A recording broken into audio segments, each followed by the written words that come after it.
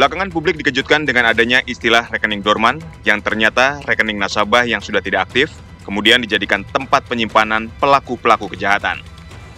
Aparat PPATK, kepolisian, dan pihak-pihak terkait berjibaku menelusuri rekening ini dan didapati rekening dorman digunakan untuk berbagai macam kejahatan seperti pencucian uang, jual beli rekening, pendanaan terorisme, dan judi online.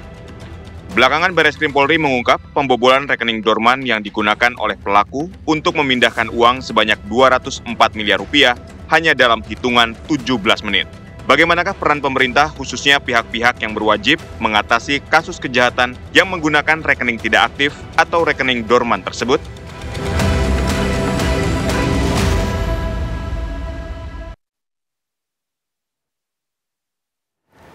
Ya, pemirsa, rekening dorman ini bisa saja kemudian menjadi sarang penyimpanan dari hasil kejahatan karena kemudian minimnya pengawasan dan juga data yang usang. Bahkan PPATK ini juga sempat mengambil kebijakan untuk melakukan pemblokiran terhadap rekening dorman. Tujuannya untuk mendorong para pemilik rekening melakukan verifikasi data, mencegah potensi adanya penyalahgunaan. Tapi pertanyaannya, mengapa kemudian rekening dorman ini rawan atas tindak kejahatan?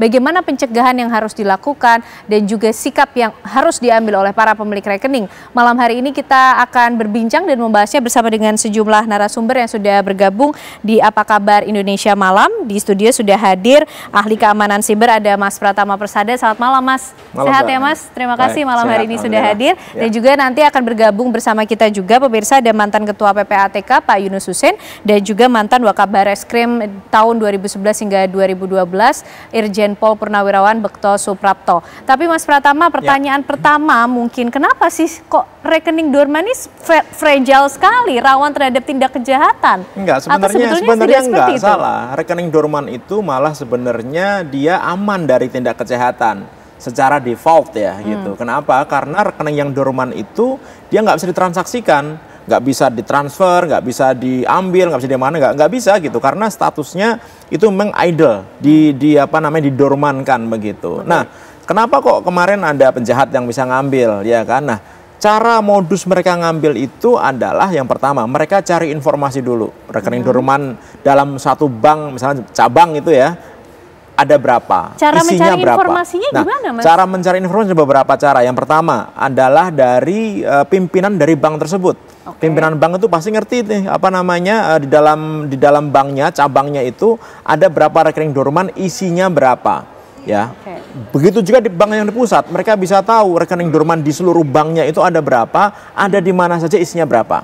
Yang kedua, biasanya orang yang ngerti core banking, orang IT, manajer bank dan lain-lain gitu, orang IT-nya itu dia bisa tahu tuh rekening-rekening dorman yang ada dalam satu bank. Orang IT, dia bisa ngerti rekening itu lama nggak ditransaksikan dan lain-lain.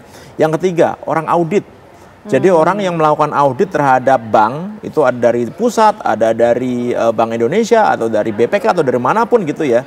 Mereka akan bisa tahu rekening-rekening mana yang sifatnya dorman dan tidak ditransaksikan. Jumlahnya berapa? Berarti dari 3 poin tersebut ini sudah bisa mengarah pasti ada keterlibatan orang dalam, harus ada keterlibatan orang dalam. Iya, kalau seperti ini ada keterlibatan orang dalam, kecuali kalau misalkan ada hacker yang jago banget ya, dia berhasil meretas dalam satu sistem core banking, kemudian dia bisa ngelihat di dalamnya, lihat apa ada lognya, transaksinya, sehingga dia memutuskan itu yang diambil. Cuma kalau hacker ngapain dia ngambil rekening dorman? Ngambil aja rekening yang orang yang isinya banyak gitu, kan sama aja gitu. Nah, jadi menurut saya kejahatan kemarin itu karena memang pasti ada keterlibatan orang dalam. Kenapa harus ada keterlibatan orang dalam, Mbak? Karena rekening dorman itu yang saya bilang tadi, kenapa kok aman? Karena rekening dorman itu nggak akan bisa ditransaksikan sebelum dia dibuka, di open, gitu, ya kan? Nah, untuk open rekening ini, ya sebenarnya defaultnya dibutuhkan, misalkan pemiliknya datang, memverifikasi bawa ID card, kemudian minta untuk dibuka. Kecuali kalau misalkan dia udah meninggal gitu ya, sehingga ahli warisnya yang datang. Nah, yang punya otoritas siapa? Kepala cabang. Yang punya gitu. akses kepala cabang. Yang punya akses itu kepala cabang. Yang bisa membuka itu kepala cabang. Atau orang yang punya akses kredensialnya atau username passwordnya kepala cabang. Sehingga ketika orang itu punya akses, dia bisa buka nih, open nih rekening dormannya. Begitu di open, dia siap ditransaksikan. Oleh karena itu kenapa ada rekening penampungan, ya kan? Rekening penampungan itu pasti akan satu bank dulu.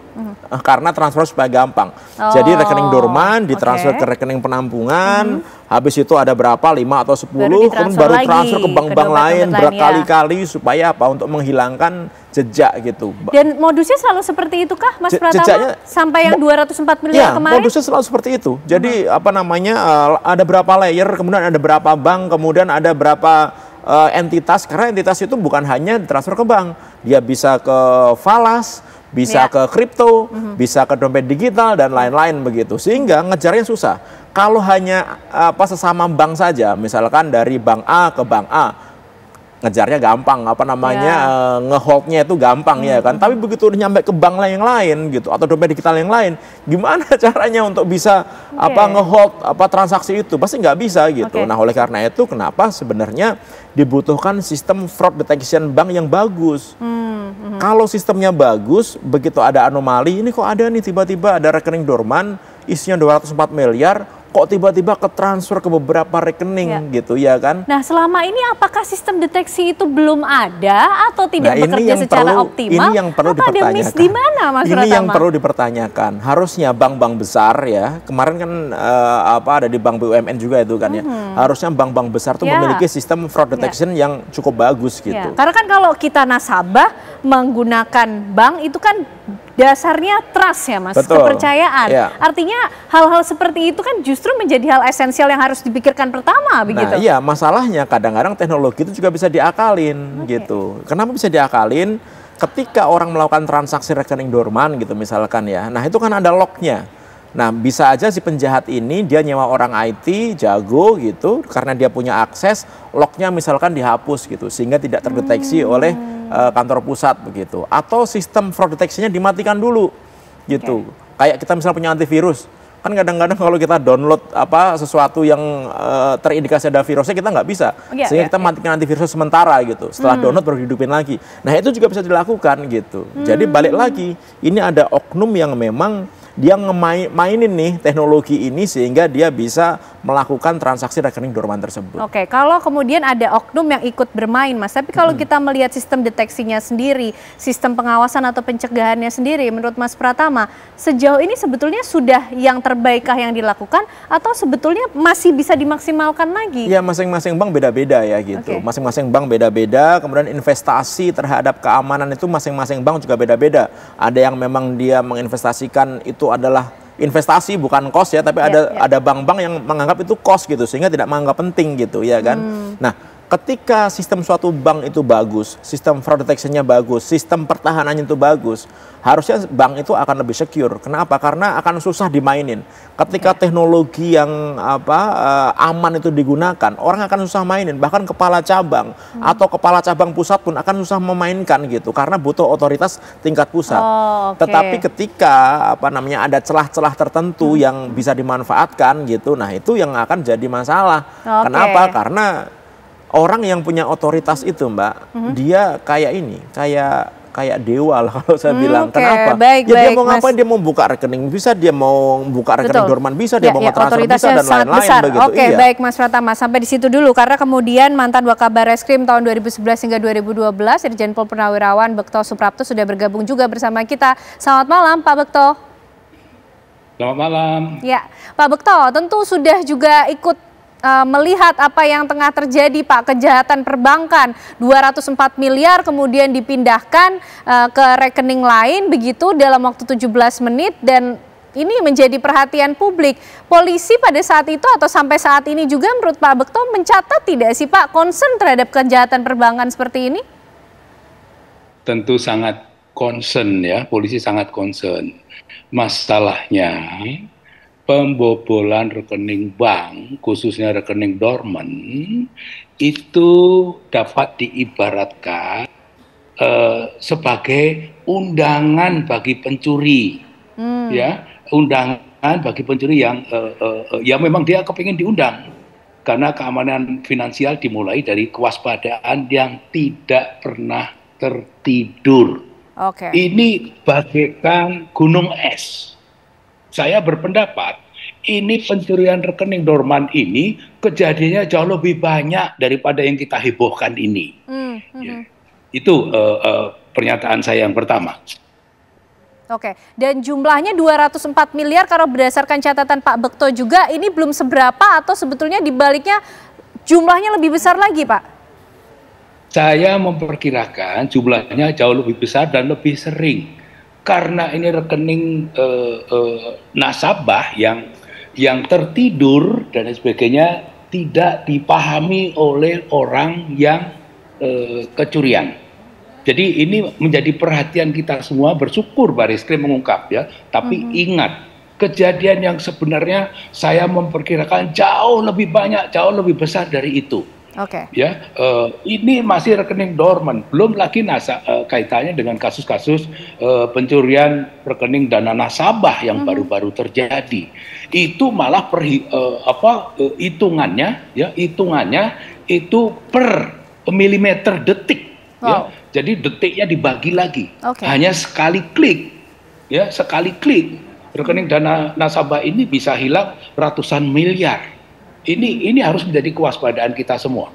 Oke, Pak Bekto, ini kan kalau tadi Mas Pratama juga bilang mereka bekerja, para pelakunya ini bekerja lewat sistem, ya ada keterlibatan oknum di dalamnya. Nah, bagaimana juga polisi mengambil peran, Pak? Apakah kemudian juga bisa ikut melakukan pencegahan tadi ketika kita bicara soal sistem deteksi atau penanganan di akhirnya setelah peristiwa ini terjadi, Pak Bekto? Pencegahan seharusnya ada di perbankan, ada di OJK, ada di PPATK. Ya, yang membuat regulasi bank. Aturan bank itu begitu banyak sekali, ya. Tapi apakah itu dapat dilaksanakan? Kita lihat ini yang terlibat itu kan begitu banyak, ya. Yang membobol ini baik, ya, unsur orang dalam, ya, orang dalamnya sendiri, ya, atau mantan orang dalam yang tahu kelengahan-kelengahan maupun sistem deteksi monitoring dari perbankan yang harus terus diperbaiki, ya. Kemudian pengelolaan rekening dorman, ya. Orang punya rekening tenang aja karena merasa uangnya sudah ada di situ, tenang-tenang, nggak apa-apa. Ini harus berkala, harus ada kesadaran, ya. Harus ada kesadaran bahwa rekeningnya itu sewaktu-waktu bisa dibobol. Mohon maaf kalau ini dilakukan tidak terjadi mengagetkan seperti ini, meskipun sekali lagi saya menyatakan, ya, ini gunung es yang sebenarnya terjadi kemungkinan besar, lebih banyak. Ya, perbankan selalu mengutamakan masalah reputasi, ya. Masalah reputasi itu nomor satu, di nomor satu, ya. Itu kita memahami, ya. Meskipun, ya, verifikasi itu adalah menjadi kuncinya, ya. Kita lihat ini bagaimana pencuri pembobol ini melakukan, ya, kegiatan pencuriannya, pembobolannya itu pada hari Sabtu di luar jam kerja. Ya, ini baik, sistem yang harus bekerja. Oke, baik Pak Bekto.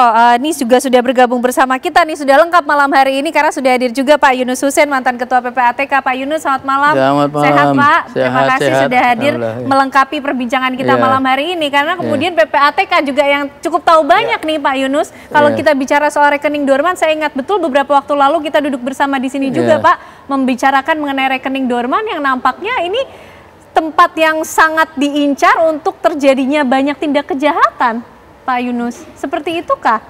Ya, mungkin tadi dari singgung Pak Bekto. Jadi dorman itu pemilik rekening tidak begitu mengurus rekeningnya, nggak gitu sering ngecek saldo.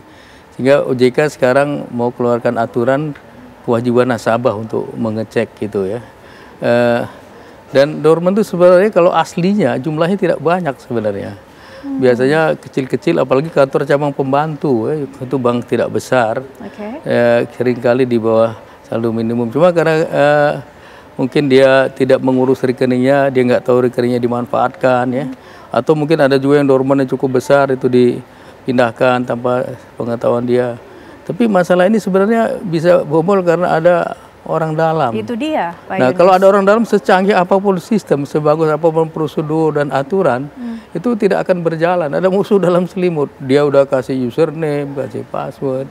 Ya udah, yang namanya katakanlah dia punya fraud detection system misalnya ya, tidak jalan karena dia ada yang tidak normal. Ada yang menyimpang, ada anomali, sehingga yang seharusnya memberikan red flag atau warning tidak jalan mekanisme itu. Dia yang harusnya mencegah, malah dia yang melakukan. Ikut terlibat. Gitu. Lalu di bank itu sebenarnya setiap transaksi yang normal ya, dia meliputi 3 lapis transaksi. Ada si pelaku, ya kita sebut si maker pelakunya, ada di atas atasannya yang mengecek, checkernya, ada pimpinan yang menyetujui. Biasanya tidak pernah seorang diri bertransaksi di bank itu. Minimal 4 eyes approach namanya, 2 orang minimal. Ada 1 orang. Umumnya 3 karena 3 line of defense itu 3. Nah ini kan dengan terlibatnya orang dalam lebih dari 1, yang namanya line of defense itu udah nggak terpakai, udah jebol sistem pertahanannya. Jadi terjadilah yang diinginkan oleh mereka itu. Gitu. Oke. Nah, tapi begini Pak Yunus, rekening dorman ini kan kemudian yang oleh para pelaku ini dimanfaatkan, istilahnya seperti apa ya, diambil dananya, dibobol, dipindahkan ke rekening yang lain. Nah, bagaimana kemudian pencegahan yang bisa dilakukan? Saya juga ingin mengkonfirmasi mungkin Pak Yunus, kemarin kan PPATK sempat mengambil kebijakan memblokir rekening dorman. Nah, itu statusnya sekarang seperti apa? Tapi dijawabnya nanti ya Pak Yunus ya. Usai jeda pemirsa, kami kembali untuk Anda. Baik pemirsa, Anda masih menyaksikan Apa Kabar Indonesia Malam, dan perbincangan malam hari ini nampaknya begitu penting untuk Anda simak pemirsa, karena tentunya menjadi pembelajaran bagi kita bersama untuk menyikapi bagaimana rekening-rekening kita di bank ini gitu. Pak Yunus, ini rekening dorman beberapa waktu lalu kita sempat berbincang cukup panjang Pak mengenai hal ini, termasuk juga soal kebijakan PPATK pada saat itu melakukan pemblokiran terhadap rekening dorman. Itu statusnya sekarang seperti apa sih Pak? Apakah juga efektif untuk melakukan pencegahan terhadap tindak kejahatan seperti ini? Jadi dorman itu memang ukurannya lain-lain. Ada bank yang 6 bulan, kayak BCA 6 bulan, ada ya mungkin BRI juga, ada yang 12 bulan, tapi banyak kan 12 bulan. Memang PPATK tugasnya pencegahan, pemberantasan ya. Cuman pencegahannya itu kalau dalam bahasa komputer itu dia preemptif, ofensif gitu, kayak Amerika. Amerika mencegah tapi nyerang orang gitu. Nah ini kemarin kayaknya begitu, dan penerapannya dipukul rata. Karena penerapan APU PPT itu dalam standar internasional, penerapan pengawasan bank semuanya pakai risk based approach. Risk based itu artinya diidentifikasi dulu, dinilai risikonya tinggi, menengah atau rendah, baru dihadapi dengan tindakan-tindakan yang tidak main pukul rata saja. Kalau high risk ya resources besar, bisa juga dihentikan istilahnya dalam undang-undang, bukan diblokir. Nah kemarin mungkin karena banyak yang terkena dengan pendekatan yang umum gitu, tidak pakai risk management yang sifatnya fokus atau ya tidak pukul rata gitu, juga banyak reaksi. Ya, jadi sebagian orang jadi susah. Susah. Jadi sebetulnya tidak efektif juga untuk melakukan pencegahan tindak kejahatan seperti ini. Ya, kita lihat efektif bukan gitu caranya. Nggak kayak gitu caranya sebenarnya. Karena apa? Gini Mbak, kalau menurut saya ya, tadi menanggapi Pak Yunus gitu. Saya pikir tadi yang disampaikan Pak Yunus bahwa rekening dorman itu kecil-kecil, ya iya itu rekening orang-orang yang dia tinggal limit nggak diambil. Tetapi ada di situ ada ribuan isinya rekening dorman itu, nilainya triliunan. Gitu. Banyak orang ya? Itu bukan banyak orang Pak, itu hanya beberapa entitas saja gitu. Kenapa? Karena bisa jadi dia punya rekening banyak, kemudian dia meninggal. Kemudian dia pergi dulu waktu kerusuhan ke luar negeri. Atau misalkan dia tidak melaporkan ke keluarganya dan lain-lain gitu. Sehingga rekening itu ngendap, ya kan banyak. Oleh karena itu kenapa ada penjahat yang spesial mau ngejar rekening dorman ini. Karena duitnya banyak. Dan kenapa mereka seneng? Karena kalau duitnya diambil, nggak ada yang merasa kehilangan. Kalau misalkan rekening dormannya untuk 6 bulan, 1 tahun, mungkin orang itu adalah tabungan ya. Tapi kalau rekening dorman udah usianya 5 tahun, 10 tahun, isinya miliaran, ratusan miliar nggak pernah diambil. Nah, itu yang diincar sama mereka. Makanya mereka nyari pertama kali ada nyari apa? nyari data rekening dorman mana yang bisa diambil oleh mereka. Makanya mereka menghunting kemana-mana. Iya, gitu. Pak Bekto, ini kemudian kalau sistem yang bekerja dalam tindak kejahatan ini Pak, tapi bisa juga rapuh karena ada keterlibatan oknum di dalamnya. Bagaimana kemudian polisi mengambil peran Pak mengenai hal ini?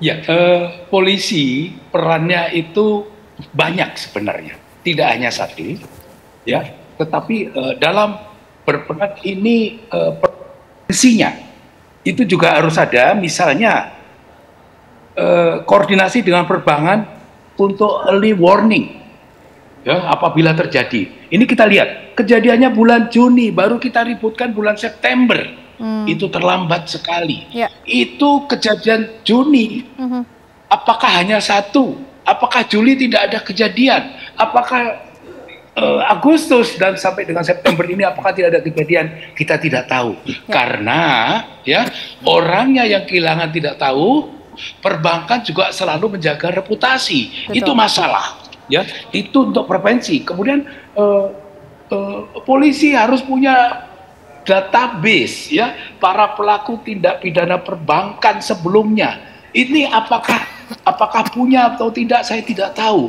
Okay. Tapi ini harus dikoordinasikan ya antara polisi, Bank Indonesia, perbankan, kemudian OJK ya, mungkin juga dengan PPATK. Kemudian monitoring para mantan pelaku tindak pidana perbankan yang suka bobol. Ini dari sisi preventifnya. Kemudian tindakan tegas, sekarang tindakan tegas sudah dilakukan, harus cepat. Ya, ini kan sudah jelas. Kita berterima kasih Barreskrim sudah mengungkap, katanya uangnya dapat diselamatkan dan sebagainya. Kita syukuri itu. Ya, asetnya dapat dikembalikan dan sebagainya. Tapi ini harus dipublikasi. Ini TV One sudah sangat bagus. Ini bagian menolong dari publikasi supaya yang punya rekening dorman itu ya sadar ya bahwa punya rekening dorman itu ibarat bangun rumah pintunya tidak ada atau ada pintu tapi tidak dikunci. Itu tentu perlu kerjasama lintas sektoral untuk penegak hukum ini. Baik Pak Bekto, tapi polisi punya tidak sih Pak data mengenai rekening dorman mana yang isinya miliaran rupiah seperti yang disampaikan tadi oleh Mas Pratama? Karena ini nampaknya menjadi sasaran empuk dari para pelaku tindak kejahatan perbankan Pak Bekto. Saya tidak tahu, tapi saya pikir tidak mungkin. Karena itu rahasia perbankan, yang tahu hanya bank. Yang tahu ini hanya bank, dorman. Kalau PPATK nanti membantu kalau ada yang tidak wajar, tiba-tiba rekening meledak menjadi besar, tiba-tiba aliran begitu kuat dan sebagainya, tapi polisi tidak punya. Perlu kerjasama, ya, perlu kerjasama untuk membahas sesuatu kaitannya yang mencurigakan. Itu pendapat saya. Oke, baik. Pak Yunus, ini hanya bank yang punya data mengenai berapa uang di dalam rekening dorman atas nama A, B, atau C. Lalu kerjasama seperti apa yang perlu diupayakan, Pak? Kita lihat uangnya sampai diekspos 204 miliar, Pak Yunus. Jadi memang yang namanya keadaan keuangan nasabah ya, penyimpan dana dan simpanan hanya bank yang tahu gitu. Kalau PPATK tahu karena dalam rangka tugasnya, bank melaporkan transaksi keuangan, atau PPATK meminta atau mengaudit baru dia tahu. PPATK sendiri secara online tidak punya akses langsung, itu tidak ada. Ya, dia dari laporan ataupun kalau dia audit ataupun dia meminta gitu. Dan uangnya kan cukup besar dan ditunjukkan kepada publik. Saya bertanya-tanya, kalau yang disita itu rekening ya, atau diblokir atau disita rekening, harusnya duitnya di rekening didiamkan. Karena boleh ini kan ditarik, kalau dari catatan yang 204 miliar ini disalurkan ke dompet-dompet digital begitu ya Pak ya? Juga money changer, dompet digital, masuk rekening lain, seharusnya tetap di rekening. Kenapa kok barang buktinya yang muncul duit? Seharusnya yang disita itu rekening sebenarnya, harusnya. Biar kelihatan, Pak. Karena ada aturannya ya Pak Yunus ya. Ada aturannya undang-undang kalau pakai TPPU, Undang-Undang 8/2010 di pasal 71, mungkin ayat 7-nya itu bilang tidak boleh uangnya dia. Rekening yang disita bukan uang di sini. Kalau orang main judi, ada taruhannya uang judi, oke lah. Uang judi disita uangnya lah. Pak Yunus, tapi kalau rekening harusnya nggak boleh. Tapi dari 204 miliar kasus yang di bulan Juni itu, Pak, ini hasil TPPUK atau tidak, Pak Yunus? Bagaimana kita bisa mendeteksi? TPPU itu sederhana sebenarnya. Ini dari pertama kalau lihat pasal 3 mengubah bentuk hasil kejahatan dari bentuk aslinya, misalnya dari uang menjadi barang. Yang kedua mentransfer hasil kejahatan, kan udah ada transfer ke money changer, ke remittance, ke orang, itu udah cuci uang. Karena kalau uang banyak, kalau nggak disembunyikan disamarkan, nggak mungkin. Kalau dia makan sendiri muntah dia uang sebanyak gitu. Banyak sekali itu. Baik. Tapi saya mau meluruskan ya, sebenarnya rekening dorman itu sama amannya dengan rekening aktif yang kita miliki. Sama gitu. Apa namanya, perlindungannya sama, disimpannya sama. Hanya saja rekening dorman itu statusnya dia tidak bisa ditransaksikan. Tapi kemudian yang menjadi beda dan rawan apa, yang Mas? menjadi beda adalah karena rekening dorman itu kadang-kadang tidak ada yang punya. Ada yang punya, cuma yang punya nggak ketahuan ada di mana. Gitu. Ini yang perlu dideteksi berarti Pak oleh PPATK. Tapi rekeningnya itu tetap secure, tetap aman. Rekening dorman itu nggak bisa loh langsung tiba-tiba diambil ditransaksikan, nggak boleh, nggak bisa, nggak akan bisa. Jadi artinya apa? Itu harus dibuka dulu rekeningnya itu, ya kan? Bukanya dengan apa?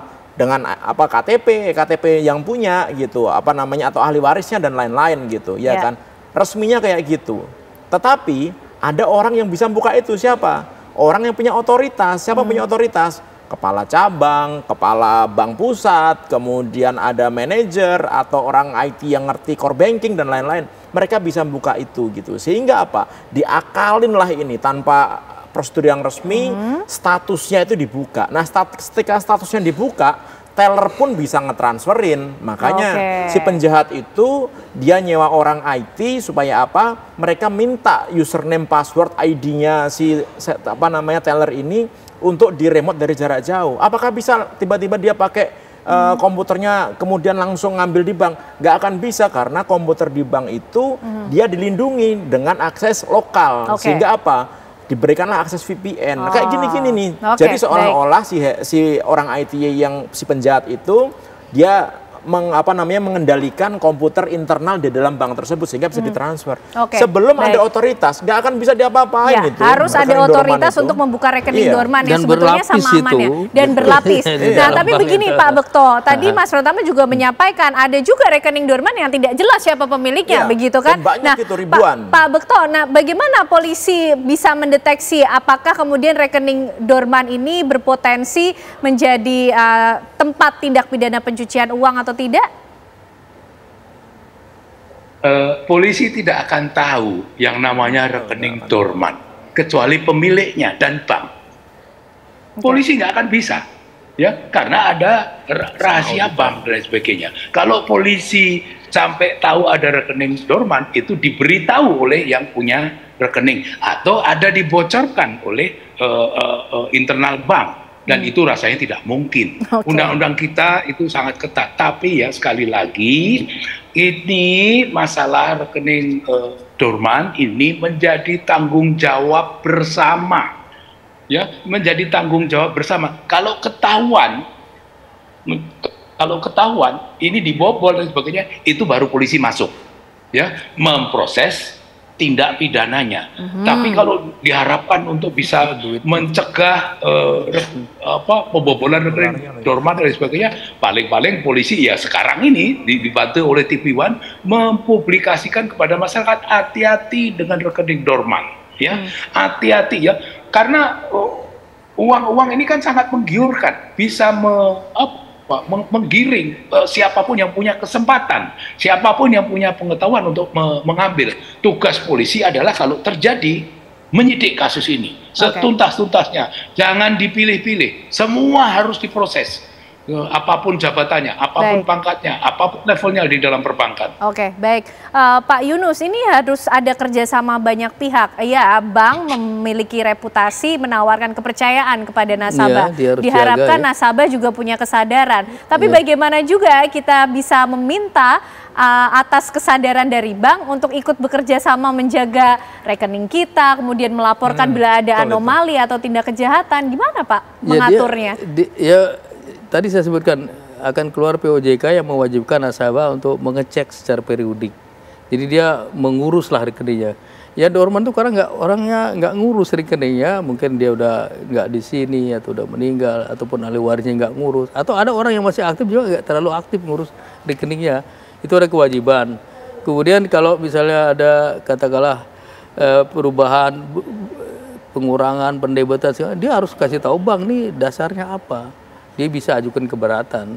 Dan bank tanggung jawab kalau rekening nasabah itu hilang karena kelakuan pegawai bank, bank tanggung jawab ya. Ya karena itu pegawai bank yang lakukan dan ada hubungan kerja dengan bank. Jadi bank nggak bisa bilang wah itu karena apa dilakukan oleh pegawai dia udah dihukum misalnya tuh nggak bisa diminta perlindungan, nggak bisa. Ada POJK tahun 2024 mengenai perlindungan konsumen jasa keuangan. Kalau di KUH Perdata ada di pasal 1367 ayat 3 itu tanggung jawab namanya tanggung jawab pengganti vicarious liability. Majikan, korporasi, bank tanggung jawab atas perbuatan pegawainya yang menimbulkan kerugian bagi nasabahnya, bagi masyarakat. Dia bank tanggung jawab. Tapi ini adalah kebijakan yang berpotensi nyusahin masyarakat juga nih. Tapi nanti dibahasnya lebih lengkap Mas Pratama. Ditahan dulu Mas Pratama, Pak Yunus, Pak Bekto. Sesaat lagi pemirsa kami masih akan kembali hadir untuk Anda. Baik pemirsa, kita akan lanjutkan pembahasan malam hari ini karena kemudian setelah adanya kasus yang terjadi, masalah tindak kejahatan perbankan ini, kesadaran diharapkan ada dari para pemilik rekening, tapi juga harus ada tanggung jawab dari bank ini Pak Yunus. Harus seperti apa? Siapa yang harus mengambil peran cukup besar Pak untuk kemudian meminta tanggung jawab dari bank itu juga? Jadi bank ada kewajiban memang ya dalam customer due diligence atau dulu dikenal know your customer ya. Selain dia harus identifikasi, dia nilai, dihadapi, juga dia ada kewajiban untuk memantau transaksi dan rekening dari nasabah. Nah nanti kalau itu menyimpang dari profil ya, atau menyimpang dari pola transaksi kebiasaan, bisa melahirkan suspicious transaction. Itu bank yang harus memonitor rekening dan transaksi. Tapi jangan 100% bank yang dikenai kewajiban ini. Ada banyak juga nasabah diminta untuk mengecek lah. Jangan terlalu cuek sama rekeningnya, ngecek oh saldonya misalnya sekali sebulan masih ada nggak gitu. Nah ini membantu untuk mengawasi penyimpangan terjadi terhadap rekening itu. Memang dua-duanya harus tanggung jawab kalau menurut saya, biar lebih aman. Nah nanti rencananya sudah ada draft dari OJK yang meminta nasabah juga diminta mengecek, membantu mengecek rekeningnya itu. Selain bank ada kewajiban tadi memantau transaksi, memantau rekening. Dan itu udah salah satu bagian dari customer due diligence. Kalau ada yang suspicious, ada yang menyimpang dari profil, dia harus laporkan ke PPATK. Baik, Mas Pratama. Ya kalau menurut saya paling bertanggung jawab banknya lah. Enak amat dia, ya kan ada duit banyak di banknya, kemudian menguntungkan bank gitu. Tetapi masyarakat yang nanti diminta untuk ngecek gitunya. Ya kalau masyarakat rekening itu memang dormannya gara-gara memang untuk tabungan dan lain-lain mungkin bisa lah. Tetapi gimana kalau misalkan rekening dorman itu isinya ada miliaran, triliunan gitu, tapi orangnya ternyata emang nggak ketahuan di mana, ya kan? Ada yang udah meninggal, ada yang sudah kabur ke luar negeri ketika ada kerusuhan di Indonesia, ada yang nggak jelas kemana gitu. Tanggung jawab bank menurut saya mencari nih siapa sebenarnya pemilik rekening tersebut, ya kan? Kejar sampai ke ujung. Dia punya anak nggak, punya cucu nggak, punya saudara nggak, punya adik nggak, punya kakak nggak gitu, ya kan? Kalau sampai tidak ketemu benar, ya jangan didiemin, balikin ke negara. Apa namanya Pak? Balai harta peninggalan negara. Kasih ke negara supaya bisa dimanfaatkan gitu. Karena kalau masih tetap di bank, ya akhirnya ada penjahat-penjahat seperti itu yang dia ngerti ada duit banyak, nggak ada yang punya, kerjasama dengan orang bank, akhirnya diambil duit itu. Dan ketika diambil, nggak ada yang protes. Coba lihat ini, 204 miliar, ada nggak yang protes? Nggak ada yang protes. Kenapa? Karena itu duit antah berantah yang punya udah nggak jelas gitu, sehingga ketika diambil, nggak ada yang komplain gitu. Karena kita tidak bisa mengharapkan pada fraud detection system itu tadi. Itulah makanya kenapa bank itu juga harus bertanggung jawab penuh terhadap keamanan yang ada di banknya. Fraud detection system yang bagus itu harusnya bisa melihat anomali ketika misalkan ada rekening yang dorman bertahun-tahun tiba-tiba itu aktif, ya kan, tanpa ada aktivasinya. Kan pasti kalau aktivasi itu ada attachmentnya, pakai KTP-nya siapa, yang aktif siapa gitu. Tanpa ada itu tiba-tiba aktif dan tiba-tiba ditransfer semuanya, ya kan? Itu bank harusnya ngerti. Makanya nih harusnya nih banknya nih ikut dipanggil di sini nih biar dia bisa jelasin. Karena nggak mungkin bank nggak ngerti gitu. Kalau bank tetap bisa menjalankan itu, berarti banknya ini bermasalah gitu, ya kan? Sehingga apa? Nggak boleh rekening-rekening apapun itu baik dorman ataupun aktif itu diperlakukan secara sembarangan gitu, dan bank sangat bertanggung jawab untuk hal itu. Oke, baik Pak Bekto, menurut pandangan Pak Bekto apa Pak yang kemudian bisa didorong pelajaran juga bagi para pemilik rekening atau nasabah, tapi juga bank ikut harus bertanggung jawab Pak Bekto, bagaimana juga polisi ikut mendorong mengenai hal ini? Saya sangat setuju dengan pendapat Pak Pratama ya. Itu bank juga harus bertanggung jawab. Ini aturan tentang bank ini yang paling jelimet yang saya ketahui. Yang paling lengkap ya. Masalahnya adalah pengetahuan orang untuk membobol itu juga meningkat terus. Kaitannya dengan regulasi itu harus dibandingkan terus. Regulasi di Indonesia dibandingkan dengan regulasi perbankan di negara-negara maju. Itu seperti apa? Kenapa? Kejadian, sekali lagi kejadian pada bulan Juni baru ribut, sekarang baru bulan September. Kalau seandainya aturan regulasi mengenai pembobolan bank ini sudah bagus, sudah memadai, harusnya cepat diketahui. Itu yang pertama. Yang kedua, ya, saya berpendapat bahwa masalah keamanan perbankan termasuk rekening dorman ini menjadi tanggung jawab bersama, ya, antara nasabah dengan bank, dengan regulator dan dengan penegak hukum. Kombinasi, ya, diperlukan ya kombinasi kewaspadaan antara nasabah yang memiliki rekening dorman itu, kemudian penguatan sistem internal bank dan regulasi yang ketat oleh regulator, dan yang sekarang sedang dilakukan penegakan hukum yang tegas adalah kunci mencegah kejadian ini tidak terulang. Jadi ini tanggung jawab kita bersama, semua hati-hati, jangan ada terjadi lagi, ya, jangan menunda-nunda, jangan disembunyi-sembunyikan, karena ini untuk kepentingan kita semua. Ini harus dicegah, jangan sampai ke depan terjadi lagi. Itu pendapat saya. Baik, ini tanggung jawab kita bersama, harus ada kesadaran dari masing-masing pihak tentunya, karena nasabah sudah memberikan kepercayaan, reputasi juga yang ditawarkan oleh bank. Tanggung jawab Bang. Harus diaudit semuanya. Baik, terima kasih untuk perbincangan malam hari ini. Bapak-bapak semuanya sehat selalu. Mas Pratama, Pak Yunus, Pak Bekto juga terima kasih malam hari ini sudah bergabung. Sehat terus Bapak.